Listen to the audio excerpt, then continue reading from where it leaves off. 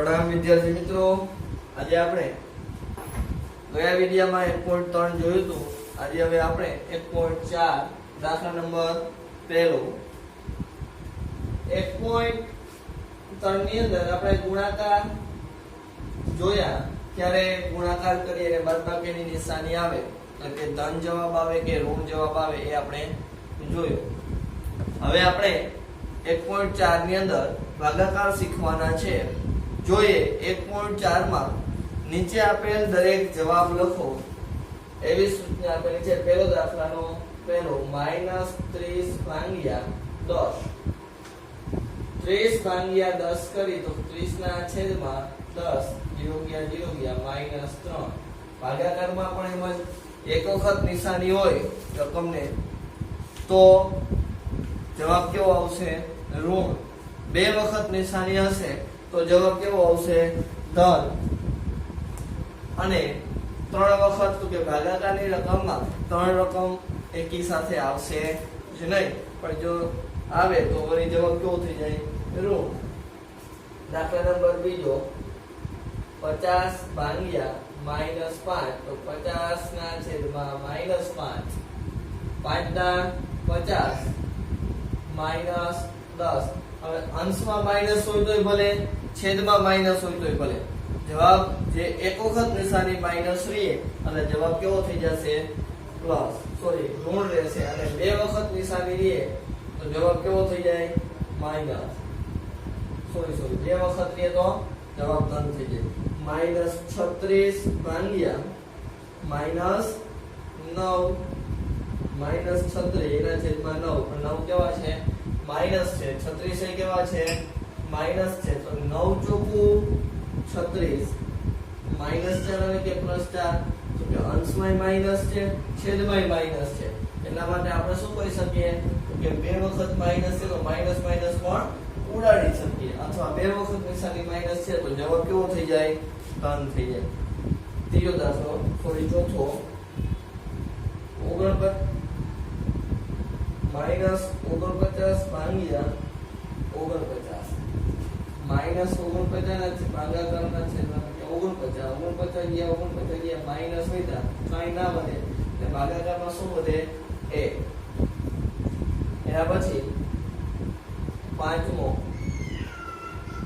13 ભાગ્યા -2 + 1 સૌથી પહેલા 13 ભાગાકાર કૌંસમાં પ્લસ માઈનસ જે આપેલ છે પ્લસ માઈનસ એની આપણે પ્રોસેસ કરવી પડે પછી જ ભાગાકાર થાય, એ પહેલા ભાગાકાર થાય નહીં। જો -2 + 1 માઈનસ પ્લસ તો કે માઈનસ તો બે માંથી એક ખાલી મૂકી એટલે કે એક વધે અને નિશાની કેવી વધે માઈનસ ની। હવે 13 ભાગ્યા -1 એક સાથે ભાગાકાર કે ગુણાકાર કઈ કરો રકમમાં જવાબમાં કઈ ફેર પડે નહીં, પણ છે નિશાની એક વખત માઈનસ છે તો 13 પણ કેવા આવશે માઈનસ આવશે। એ રીતે દાખલા નંબર છઠ્ઠો F 0 ભાગ્યા -5 0 નો ભાગાકાર જવાબ કરીએ આપણે તો જવાબ કેવો થઈ જાય 0 આવે। નિશાની તો કે 0 ને 0 એક એવી સંખ્યા છે જે ધન પણ નથી અને ઋણ પણ નથી એટલે યાદ રાખવાનું 0 ને એક પણ નિશાની મૂકવાની નહીં। એના પછી સાતમો દાખલો -31 ભાગ્યા કૌંસની અંદર 30 અને માઈનસ પ્લસ -a। સૌપ્રથમ આપણે શું કરશું તો કે કૌંસની પ્રોસેસ કરીશું -31 ભાગ્યા કૌંસની અંદર તો કે -30 એમાં એક જ નિશાની આગળ છે એમ નથી પણ એકની આગળ કેટલી છે તો કે 2 પ્લસ માઈનસ માઈનસ અને માઈનસ અને એકના a। હવે -31 ભાગ્યા માઈનસ માઈનસ તો કે પ્લસ 30 ને 31 નિશાની કેવી રહે તો કે ઋણ પદનો સરવાળો ઋણ જ રહે એટલે કે -31 ભાગ્યા 31 તો કે 31 ના છેદમાં 31 ગયા માઈનસ માઈનસ નીકળી ગયા તો જવાબ કેવો થઈ જાય પ્લસ 1। એ રીતે દાખલા નંબર માઇનસ 36 ભાગ્યા 12 ભાગ્યા સૌપ્રથમ આ બેનો ભાગાકાર કરી લેવાનો કૌંસની અંદર 36 -36 ના છેદમાં 12 ભાગ્યા 3 12 તેરી 36 પર -3 ભાગ્યા 3 એટલે કેટલા આવે 1 પણ નિશાની કેવી રહેશે તો કે એક વખત ભાગાકારની અંદર નિશાની માઈનસ છે તો જવાબ પણ કેવો આવશે માઈનસ જ આવશે લાસ્ટ I નવમો દાખલો -6 + 5 કૌંસમાં ભાગાકાર પાછો કૌંસ -2 + 1 પહેલા કૌંસની પ્રોસેસ કરે માઈનસ પ્લસ તો કે માઈનસ 6 માં 5 તો 1 મોટા પદની નિશાની ભાગાકાર માઈનસ પ્લસ તો કે માઈનસ 1 બે માંથી કે તો 1 પણ 1 કેવો આવશે માઈનસ 1 ભાગ્યા 1 એટલે જવાબ કેવો થઈ જાય 1 પણ ધન કે ઋણ તો કે બે ભાગાકાર અંશ અને છેદમાં બે માં નિશાની કેવી છે માઈનસ છે તો આ જવાબ પણ કેવો આવશે બે માં છે એટલા માટે જવાબ કેવો આવશે ધન આવશે પ્રશ્ન નંબર 2 દાખલા નંબર 2 તમને કંઈક ચકાસવાનું કહે છે જો a b અને c ની કિંમતો આપેલ છે માટે દરેક દાખલામાં તમને a b અને c ની કિંમત આપેલી છે તો a ભાગ્યા b + c not equal to a ભાગ્યા b પ્લસ a ભાગ્યા c નોટ ઇક્વલ ટુ એ બેના જવાબ છે સરખા આવશે નહીં. આપણે શું કરવાનું છે તો કે ચકાસવાનું છે. પહેલા દાખલા માટે a બરાબર 12 b બરાબર -4 અને c બરાબર 2 આવું આપેલ છે. ડાબી બાજુ લઈ લઈએ ડાબા તો કે a + b + c 12 sorry plus નથી ભાગાકાર છે 12 ભાગ્યા b + c b ની રકમ કેટલી -4 + 2 12 ભાગ્યા પ્લસ માઈનસ માઈનસ 4 માંથી 2 જાય તો 2 પણ ઋણ અને 12 ભાગ્યા -2 2 6 12 એટલે 6 જવાબ કેવો આવશે -6. હવે જમણી બાજુ લઈએ તો કે જવાબ a ભાગ્યા b પ્લસ a ભાગ્યા c ઓકે a એટલે 12 ભાગ્યા -4 પ્લસ 12 ભાગ્યા 2 12 ભાગ્યા 4 કરો 4 તેરી 12 પર જવાબ કેવો આવશે માઈનસ કારણ કે ભાગાકારની અંદર એક વાર માઈનસ છે પ્લસ 12 ભાગ્યા 2 કરો એટલે 6 3 પ્લસ માઈનસ તો કે માઈનસ 6 માં 3 જાય તો 3 મોટા પદની નિશાની એટલે +3 આવશે. અહીંયા -6 આવ્યો અહીંયા +3 આવ્યો. આ પરથી કહી શકીએ ડાબા નોટ ઇક્વલ ટુ જમણા. આ રીતે આપણે ચકાસી પણ શકીએ. હજી એક દાખલો આપેલો છે બીજો જેમાં આપણે a બરાબર આપ્યા છે -10 b બરાબર 1 અને c બરાબર પણ 1 નિયમ તો ક્યાં લાગુ પાડશું જોઈએ. ડાબી બાજુ પહેલા લઈએ ડાબા તો કે a ભાગ્યા b + c 10 માઈનસ એને ભાગ્યા 1 + 1 -10 ભાગ્યા 2 -5. હવે કોને લેશું જવાબ તરીકે લઈ તો કે a ભાગ્યા b પ્લસ a ભાગ્યા c -10 ભાગ્યા 1 અને -10 ભાગ્યા 1 કારણ કે b અને c ની કિંમત એક ઉભી છે. 10 ભાગ્યા 1 એટલે -10 પ્લસ 10 ભાગ્યા 1 એટલે -10 minus plus minus minus minus minus plus 20. અહીંયા પણ આપણે કહી શકીએ ડાબા નોટ ઇક્વલ ટુ જમણા. આ રીતે આપણે દાખલા નંબર 2 આ નિયમ જે આપેલો છે a b અને c ની કિંમત ઉપરથી આપણે ચકાસી શકીએ. હવે દાખલા નંબર 3 અમુક ખાલી જગ્યા આપેલી છે જે તૂટી છે. દાખલા નંબર 3 જોઈએ 369 ભાંગ્યા ખાલી જગ્યા બરાબર 369.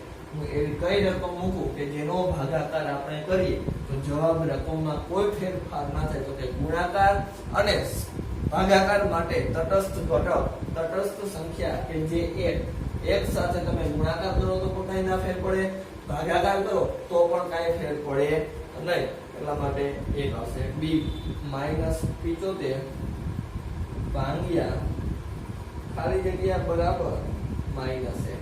એવી કઈ સંખ્યા વડે હું ભાગાકાર કરું તો જવાબ 1 થઈ. તો કે આપણે જો અંશ અને છેદમાં બેમાં સરખી રકમ હોય તો ભાગાકાર એનો જવાબ શું આવે 1. એટલે કે અહીંયા 75 લખશું. પણ જવાબ હવે કેવો કીધો છે માઈનસ છે તો આ 75 ને પ્લસ લખશું. કારણ કે ભાગાકારમાં એક વખત નિશાની માઈનસ કે તો જવાબ માઈનસ મળી જાય આપણને. એ રીતે બીજો દાખલો પૂરો ત્રીજી ખાલી જગ્યા -206 ભાંગ્યા ખાલી જગ્યા બરાબર 1.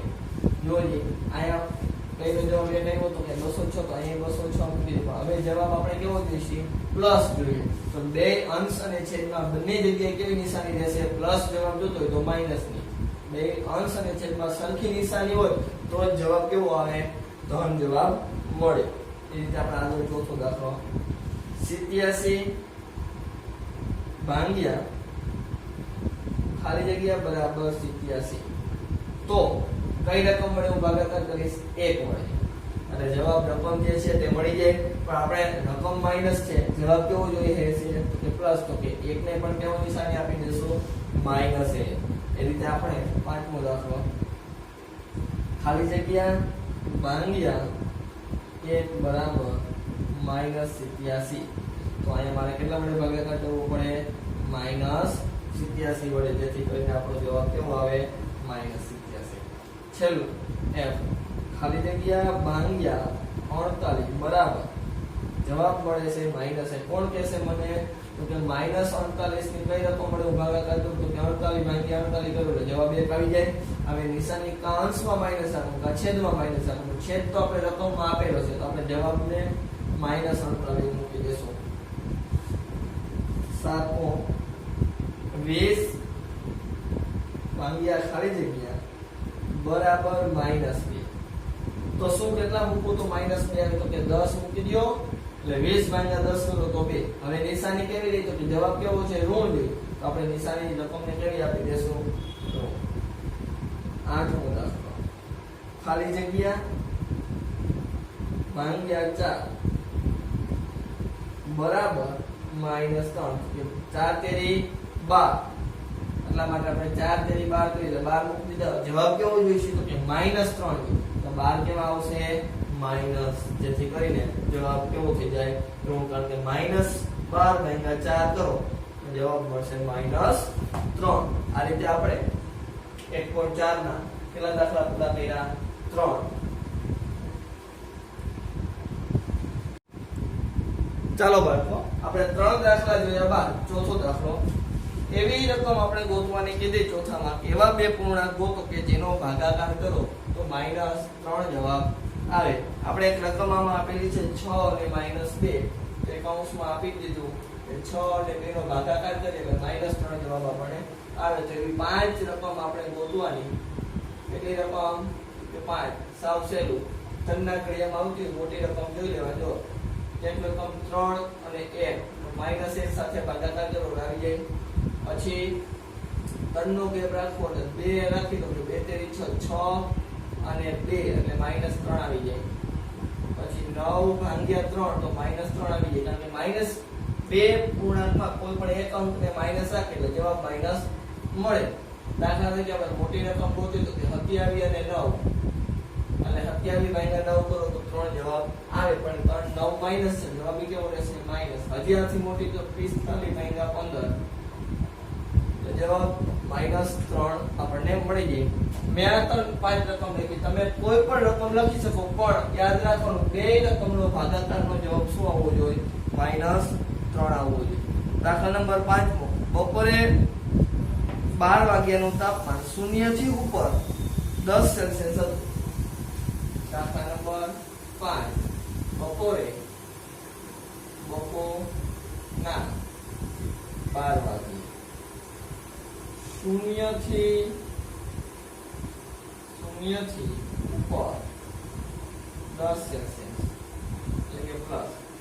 હવે આપણે એમ કીધું કયા તાપમાન કયા સમયે 0 થી નીચે -8 સેલ્સિયસ તાપમાન થાય, કયા? તો કે આપણે વિચારવાનું એક સંખ્યા રેખા બનાવી તો ઝડપથી થઈ જાય।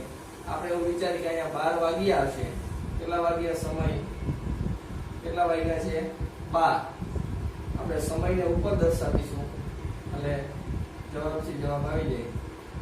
સમય અને તાપમાન, સમય 12 વાગે બપોરના, અહીંયા તાપમાન આપણે કેટલું કીધું 10, દર કલાકે રકમની અંદર આપણે કીધું દર કલાકે 2 સેલ્સિયસ તાપમાન ઘટાડવાનું। દર કલાકે એટલે કે 11 વાગશે તો તાપમાન કેટલું આવશે 8। આપણે 0 થી આપણે ક્યાં સુધી તાપમાન લઈ જવાનું કીધું તો કે 0 થી 8 સેલ્સિયસ તાપમાન થાય એટલે કે -8 સેલ્સિયસ તાપમાન આવે ત્યાં સુધી આપણે ઘટાડતા રહેશું તો કે માઈનસ, પછી લેતા જાય 8, પછી કેટલા આવે તો કે 6, પછી કેટલા આવશે 4, દર કલાકે 2 સેલ્સિયસ ઘટતું જાય તાપમાન 0, -2, -4, -6 અને -8। આનો મતલબ શું થાય -8 સેલ્સિયસ તાપમાન 0 થી નીચે 8 આવી ગયું। કયા સમયે આવ્યું તો કે 12 પછી કેટલા વાગશે 12 પછી કેટલા વાગે તો કે બપોરના 12 પછી બપોરનો 1, પછી 2, 3, 4, 5, 6, 7, 8 અને 9। તો આપણે લખી શકીએ પહેલા પ્રશ્નનો જવાબ કે જ્યારે 0 થી નીચે 8 સેલ્સિયસ તાપમાન હોય ત્યારે કેટલા વાગ્યા હશે તો કે 9 વાગ્યા હશે।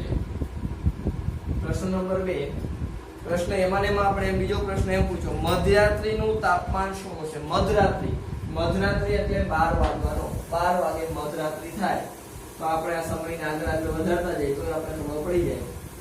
જો 8 આ કેટલા આવશે 9 પછી 10 પછી 11 અને રાતના 12 મધરાત્રિ લખી નાખીએ મધ્ય રાત્રિ। 8 પછી કેટલા આવે -10, -12 અને -14 કે મધ્ય રાત્રિનું તાપમાન -14 થશે। આ રીતે આપણે દાખલો ગણી શકીએ। દાખલો ગણીએ તો 12 કલાક સુધી 2 સેલ્સિયસ ઘટાડી તો 12 × 2 = 24, 24 માંથી 10 સેલ્સિયસ પ્લસ છે બાદ કરી નાખી તો પણ મધ્ય રાત્રિનું -24 + 10 તો પણ 14 માઈનસ આવી જાય। એવી રીતે દાખલા નંબર 6, દાખલા નંબર 6 આપણને શું કહેવા માંગે તો કે એક વર્ગ પરીક્ષામાં +3 દરેક સાચા જવાબ માટે એટલે કે સાચો જવાબ આપો, સાચા જવાબ માટે +3 કેવા 3 કે +3 અને ખોટા જવાબ માટે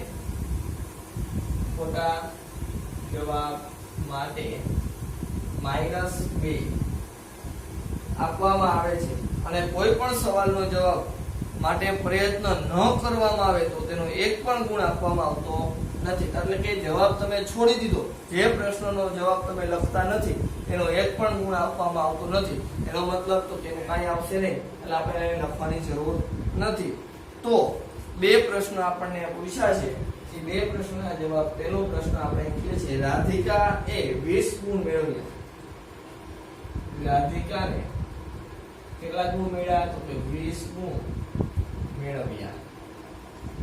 12 સાચા જવાબ, 12 સાચા જવાબ આપ્યા હોય મેળવ્યા, 12 સાચા જવાબ આપ્યા હોય તો તેને કેટલા ગુણ, કેટલા જવાબ ખોટા ખોટા આપ્યા હશે. આપણે ખોટા પ્રશ્નના જવાબની સંખ્યા મેળવવાની છે. ખોટા પ્રશ્ન જવાબ આપણે મેળવવા હોય તો આપણે શું કરશું? ખોટા પ્રશ્ન જવાબમાં આપણે સંખ્યા ધારી લેશું કે ખોટા પ્રશ્નોની જવાબની સંખ્યા, ધારો કે ખોટા પ્રશ્નોની સંખ્યા, ખોટા પ્રશ્નો ના જવાબ આપેલ છે તેની સંખ્યા બરાબર x. ખોટા જવાબ માટેની સંખ્યા કેટલી છે? x. કુલ ગુણ બરાબર સાચા જવાબ ગુણ્યા +3 પ્લસ ખોટા જવાબ ગુણ્યા -2. કુલ ગુણ કેટલા મેળવ્યા રાધિકાએ? તો કે 20 ગુણ. સાચા જવાબ કેટલા આપ્યા છે એને? તો કે 12 સાચા જવાબ આપ્યા એટલે 12 ગુણ્યા 3. ખોટા જવાબની સંખ્યા તો કે આપણે x ધારી લીધી અને 2 માઈનસ 20 બરાબર 12 તો કે 36 પ્લસ 2 ગુણ્યા x એટલે -2x. 36 પ્લસ આ બાજુ હવે તો માઈનસ થઈ જાય એટલે કે 20 માઈનસ 36 માઈનસ 2x કેટલા છે? -16 બરાબર -2x. માઈનસ માઈનસ નીકળી જાય. 2 ગુણાકારમાં આ બાજુ હવે તો ભાગાકારમાં 2x બરાબર 16 ભાગ્યા 2 x બરાબર 8. ખોટા પ્રશ્નોની સંખ્યા 8 થાય. કેટલી થાય? 8 થાય. એવી જ રીતે હજી એક આપણે પ્રશ્નમાં આપ્યો છે, જોઈએ. બીજો પ્રશ્ન, મોહિનીએ સાચા આ પરીક્ષામાં -5 ગુણ મેળવ્યા. મોહિનીએ કેટલા ગુણ મેળવ્યા? -5. જો તેને 7 પ્રશ્નના જવાબ સાચા આપ્યા હોય તો તેણે કેટલા ખોટા જવાબ લખ્યા હશે? તો સૌપ્રથમ આપણે ધારણા કરીશું. જો આપણે છઠ્ઠાનો બીજો પ્રશ્ન લખી, દાખલા નંબર 6 એનો બીજો પ્રશ્ન. મોહિનીએ પરીક્ષામાં 5 માઈનસ ગુણ મેળવ્યા. આપણે સૂત્ર પહેલા લખી લઈએ. કુલ ગુણ સાચા જવાબ એને ગુણ્યા +3 પ્લસ ખોટા જવાબ એને ગુણ્યા -2 માંથી લઈ લીધા. કુલ ગુણ કેટલા મેળવાય? એને -5. સાચા જવાબ, સાચા પ્રશ્નોની સંખ્યા રકમમાં આપી છે અને કેટલા સાચા જવાબો આપ્યા હતા? તો કે 7 ગુણ્યા 3. ખોટા પ્રશ્નોની જવાબ, તો કે ખોટા પ્રશ્નોના જવાબ આપણે ગોતવાના છે. તો કે આપણે ધારણા કરી હતી ખોટા પ્રશ્નોના જવાબ ગોતવાના છે. તો ખોટા પ્રશ્નોની ધારણા કેટલી કરી હતી? તો કે x એને ગુણ્યા -2 -5 7 તેરી 21 પ્લસ -2x 21 પ્લસ આ બાજુ આવે તો માઈનસ બરાબર -2x -26 બરાબર -2x 26 ભાગ્યા 2 તો x બરાબર કેટલા આવશે? 13. મોહિનીએ 13 પ્રશ્નોના જવાબ ખોટા આપેલ હશે. હવે દાખલા નંબર 6 નું મહત્વ હવે આપણે રકમ જોતી હતી થોડીક વાર પૂરતી તો રાખી લીધી. હવે દાખલા નંબર કેટલામાં આવશે? 7મો. એક લિફ્ટમાં 6 મીટર પ્રતિ મિનિટે ના દરે દાખલા નંબર 7. એક લિફ્ટ 6 મીટર પ્રતિ મિનિટના દરે ખાણમાં ઉતરે છે. જો તે જમીનથી 10 મીટર ઉપર, જમીનથી 10 મીટર ઊંચેથી, લખી લઈએ જમીનથી 10 મીટર ઊંચેથી જમીનની અંદર 6 મીટર પ્રતિ મિનિટે ઉતરે. લિફ્ટ જમીનથી ઊંચે છે. કેટલી ઊંચી છે? તો કે 10 મીટર ઊંચી છે. હવે દરેક મિનિટે 6 મીટર અંદર ઉતરશે.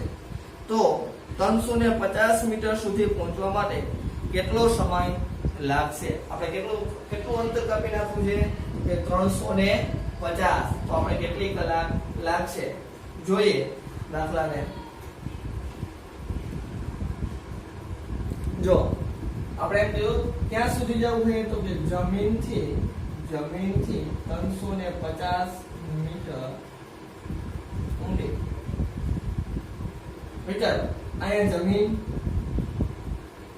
10 મીટર તો ઊંચી લિફ્ટ છે, 10 મીટર ઊંચી. કેટલા મીટર ઊંચી? કે 10 મીટર ઊંચી. એટલે લિફ્ટ અહીંથી શરૂ થાય કે છેડ જમીન અહીંયા 350 જો માઈનસ થતા હોય તો આ 0 થી 350 કેટલું થાય તો કે -350. એની અંદર આપણે શું કરશું તો કે 350 જમીનથી ઉપર હોવાથી લિફ્ટ જમીનથી 10 મીટર ઉપર હોવાથી લિફ્ટને 360 મીટર અંતર કાપવું પડશે. શું કામ એ 360 મીટર અંતર કાપવું પડશે? તો કે જમીનથી નીચે 350 સુધી જવાનું છે, પણ લિફ્ટ ક્યાં છે તો કે જમીનથી ઉપર 10 મીટર ઊંચે છે. કેટલી ઊંચી છે જમીનથી?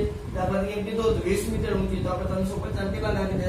20. આ 10 મીટર ઊંચી છે એટલે ત્યાંથી લિફ્ટ 350 સુધી આવશે, તો 350 માં આપણે 10 ઉમેરી દઈએ એટલે જમીન લિફ્ટને કેટલી અંદર જવું જોઈએ તો કે 360 મીટર અંદર જવું જોઈએ. હવે કે 6 મીટર અંતર કાપવું હોય, મીટર અંતર કાપવા માટે 1 મિનિટ જોઈએ. કેટલી મિનિટ જોઈએ? 1 મિનિટ. તો 360 મીટર અંતર કાપવા માટે કેટલું જોઈએ? 360 ગુણ્યા 1/6 60 મિનિટ. 60 મિનિટ લખો અથવા કરી લખી શકીએ શું તો કે 1 કલાક. જમીનથી અંદર 350 મીટર અંદર જવું હોય તો આપણે 1 કલાક લિફ્ટમાં ઊભું રહેવું પડશે. આ રીતે આપણે 1.4 ની ચર્ચા પૂરી કરીશું.